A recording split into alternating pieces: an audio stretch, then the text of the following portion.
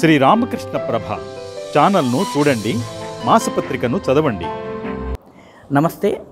మనిషిలో వివేచన శక్తి, ఆలోచన సామర్థ్యం ఉన్నట్టయితే దేని నుంచైనా పాఠం నేర్చుకోగలడు. అది జంతువు కావచ్చును, పక్షి కావచ్చును, లేకపోతే మొక్క కావచ్చు, చెట్టు కావచ్చు, గలగల పారే సెలయేరు కావచ్చును, లేకపోతే ఎత్తుగా ఉన్నటువంటి ఎవరికి వంగకుండా లొంగకుండా నిలబడి ఉన్నటువంటి పర్వతం కావచ్చును. ప్రతిదాని నుంచి పాఠం నేర్చుకోవచ్చు. సాధారణమైనటువంటి జంతువు బాతు నుంచి మనిషి ఏం పాఠాలు నేర్చుకోవచ్చు? బాతు నుంచి మనిషి 4 ముఖ్యమైనటువంటి జీవన పాఠాలను నేర్చుకోవచ్చు. ఈ జీవిత పాఠాలు మనిషికి చాలా అవసరమైనవి. మొట్టమొదటి విషయం, బాతు నీళ్ళల్లో ఈదుకుంటూ వెళ్తుంది, ప్యాడిల్ చేసుకుంటూ వెళ్తుంది. ఈ వెళుతున్నటువంటి క్రమంలో బాతు ఒంటి మీద నీళ్లు పడుతూ ఉంటాయి. అది నీళ్ళల్లో తిరుగుతుంది కాబట్టి దాని మీద నీళ్లు పడుతూ ఉంటాయి. కానీ ఒక్క చుక్క నీరు కూడా అది దాని శరీరాన్ని తాకదు. దాని ఈకల వరకు మాత్రమే పరిమితమైపోతుంది.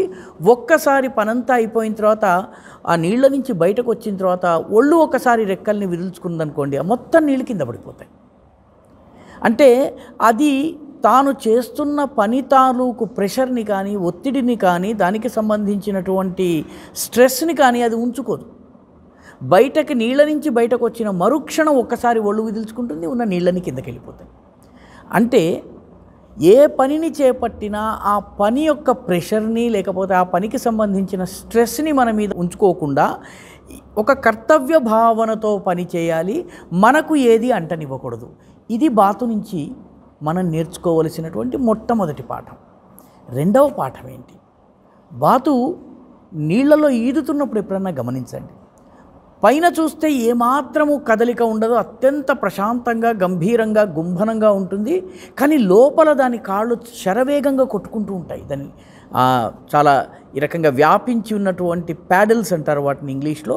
వాటిని అది చాలా వేగంగా కొట్టుకుంటూ ఉంటుంది, నీళ్లను వెనక్కి తోసి ముందుకు వెళ్తూ ఉంటుంది. కానీ పైనుంచి చూసినట్లయితే అంత పనిని చేస్తున్నప్పటికీ కూడా పైన మాత్రం చాలా మంద్ర గంభీరంగా ఉంటుంది. ఏ రకమైనటువంటి యాక్టివిటీ కనిపించదు.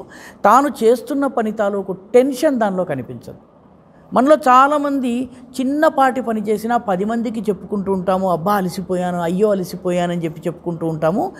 బాతు నుంచి నేర్చుకోవాల్సింది ఏంటంటే, ఎంత కష్టపడ్డప్పటికీ అది పైకి కనిపించనివ్వకుండా లోపల కష్టపడుతూ పైకి మాత్రము ఆనందంగా, ప్రశాంతంగా, ప్రసన్నంగా ఉండడము. ఇది బాతు నుంచి మనం నేర్చుకోవాల్సినటువంటి రెండవ ముఖ్యమైనటువంటి గుణం. ఇక మూడవ గుణం ఏంటి? మూడవ గుణం ఏంటంటే, బాతు ఎప్పుడన్నా నడుచుకుంటూ వెళుతుంటే చూడండి, తల ఎత్తుకుని వెళుతుంది. తలను వంచటం ఉండదు బాతు దగ్గర. కానీ తన యొక్క పని, చేపలు పట్టుకోవాలి, ఆహారాన్ని తినాలి, నీళ్ళ లోపల ఉన్నటువంటి ఆహార పదార్థాలని తినాలన్నప్పుడు అది తలను వంచి నీళ్ళలోకి తన ముక్కును పోనిస్తుంది. మామూలుగా నిటారుగా ఉండి తల వంచకుండా ఉన్నటువంటి బాతు పని చేయవలసి వచ్చినప్పుడు, కర్తవ్య భావనతో పనిచేయాల్సి వచ్చినప్పుడు వంగి తల వంచుకుని పనిచేస్తుంది. అంటే పూర్తిగా తాను చేస్తున్న పనికి సరెండర్ చేస్తుంది, తనను తాను సమర్పించుకుంటుంది, ఒక సమర్పణ భావంతో పనిచేస్తుంది. ఇది మూడవ ముఖ్యమైనటువంటి పాఠం. ఇక నాలుగవ ముఖ్యమైన పాఠం ఏంటి? బాతు నుంచి మనిషి నేర్చుకోవలసినటువంటి పాఠం. బాతుకు ఒక ప్రత్యేకత ఉంది. గుడ్డులోంచి బయటకు రాగానే అది మొట్టమొదట దేన్నైతే చూస్తుందో ఆ చూసిన దానిని అనుసరిస్తుంది, దాని వెంట వెళుతుంది. అది వెళ్ళిన చోటకి వెళుతుంది, అది ఆగినప్పుడు ఆగుతుంది. దాని నుంచి నెమ్మదిగా పాఠాలు నేర్చుకుని స్వతంత్రంగా జీవించటం ఎలాగా అన్నది ఆ నాయకుణ్ణి చూసి పాటిస్తూ, అనుసరిస్తూ, చేస్తూ నేర్చుకుంటుంది. అంటే నేను సొంతంగా చేస్తాను, ట్రయల్ అండ్ ఎర్రర్ పద్ధతిలో చేస్తాను, పొరపాట్లు చేస్తాను, తప్పిదాలు చేస్తాను, ఈ రకంగా కాకుండా సమర్థుడైనటువంటి నాయకుడైనటువంటి వ్యక్తిని అనుసరించటము, ఇది కూడా సమర్పణ కిందకు వస్తుంది. తనను తాను నమ్మినటువంటి పని కోసము సంపూర్ణ సర్వస్వార్పణ చేసుకోవటం ఏదైతుందో అది బాతు నుంచి నేర్చుకోవాలి. బాతు 100కి 99% కళ్ళు తెరవగానే మొట్టమొదటి తన తల్లిని చూస్తుంది, తల్లినే ఫాలో అవుతుంది. తల్లి నీళ్ళలోకి దిగితే తాను దిగుతుంది, తల్లి రోడ్డు దాటితే తను కూడా రోడ్డు దాటుతుంది. ఈ రకంగా పూర్తిగా ఏ రకంగానైతే తల్లి చేస్తుందో నాయకుడిని పూర్తిగా అనుసరించటం. యద్యదాచరతి శ్రేష్ఠ తత్తదేవేతరో జనః.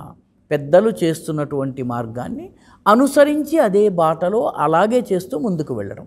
ఈ 4 జీవన సత్యాలు చాలా మామూలుగా కనిపించే బాతు నుంచి మనం నేర్చుకోవచ్చు. మొట్టమొదటిది ఎటువంటి టెన్షన్ను, స్ట్రెస్ను తన మీద ఉంచుకోకపోవడం. రెండవది నిరంతరము పరిభ్రమిస్తున్నా పైకి ప్రశాంతంగా ఉండడము. మూడవది బాతు తనకు ఆహారం కావలసి వచ్చినప్పుడు తన లక్ష్యం సాధించడం కోసము తల వంచటానికి, తల ఒగ్గటానికి కూడా సిద్ధం కావడము. అదేవిధంగా 4వది నాయకుడిని పూర్తిగా అనుసరించి ఒక సేవాభావంతో, సమర్పణాభావంతో పనిచేయటం. ఈ 4 లక్షణాలని మనం కనుక నేర్చుకున్నట్లయితే మన జీవితంలో మనం కూడా విజయం సాధించగలం. కాబట్టి నిజమైనటువంటి సఫలతాపూర్వకమైన జీవితానికి కావలసిన 4 పాఠాలు అత్యంత సరళమైన, సాధారణమైనటువంటి బాతు నుంచి మనం నేర్చుకోవచ్చు. మళ్ళీ ఓ వీడియోలో తర్వాత కలుద్దాం. నమస్తే.